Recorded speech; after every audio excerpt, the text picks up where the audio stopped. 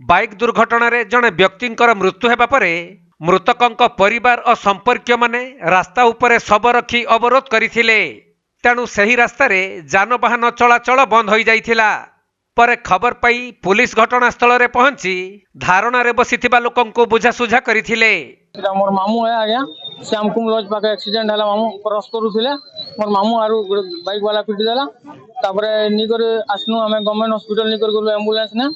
और सेनु रेफर कर देला बलांगीर नु बुल्ला गले बुल्ला नु तापर इटा हला तापर जेला आमे एफआर देबा आसनु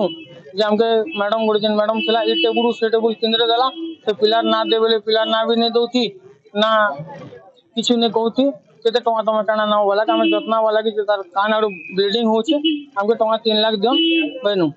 तापर सुनो हम किछु नहीं कहि तार मैडम वाला आखिर कुड़े न बका कुड़े ने तमे फाइनल कर दो रफा दो डील चालू थला थाना ने हम नहीं पल्ला में नहीं बेलु तापर आखिर के 25 बेले 25 हो गेला हम पले गलु तापर पले आसलु घर गनु फिर काली आसलु तापर जेते हमर वार्ड मेंबर आसले वार्ड मेंबर के डाकलु हमर बारी दो तापर हस्बैंड के डाकला परे हमर केस के सुनला पर एटा हिची तापर फोन करछन मने घन भाई तमे आसो कंप्रोमाइज कर दियो 10 कर दी दे बोले के देबा आजा तांगर छुआ पिला गुडी छुआ अच्छे मेंटालिटी माई अच्छे हैंडीकैप से जल्दी कर से मामू होटल ने जेनु भी काम कर से 2 पैसा नहीं कर छुआ पिला के मेडिकल पता कर सब जत्न थिला एबे हेति लगे हम 20 लाख तो हमर दाबी पूर्ण दरकार हमकी। तेबे नुआपड़ा जिला खड़ियाल सहरर 353 नंबर जातीय राजपथ रे घटी एक सड़क दुर्घटना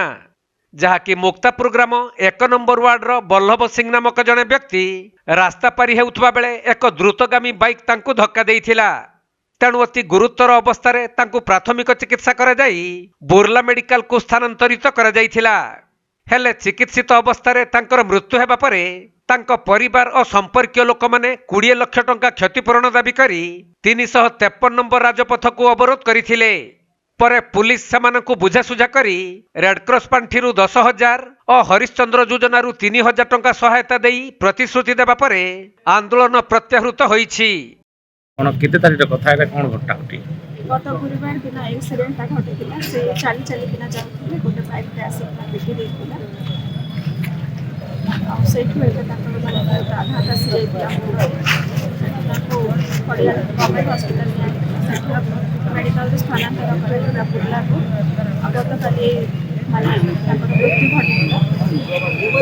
एई घटना पे हम दुखित दाबी काना करू दाबी 20 लाख टंका ताको परिवार जहाँ उपयुक्त सहायता दिया जाए ताकर पुओ 3टा भी हैंडीकैप अच्छा ताकर स्त्री भी अच्छा तहसीलदार को भी मैंने वर्तमान जहाँ सहज सहयोग दाबी अच्छे गवर्नमेंट को मोर यहाँ रिक्वेस्ट है उपयुक्त क्षतिपूरण दि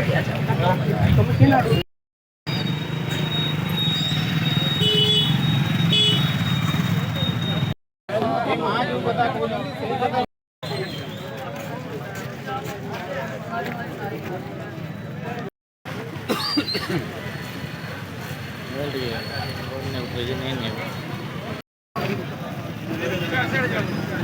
नुआपड़ा जिल्लारू चंद्रशेखर बेहरा रिपोर्ट कोणार्क लाइव।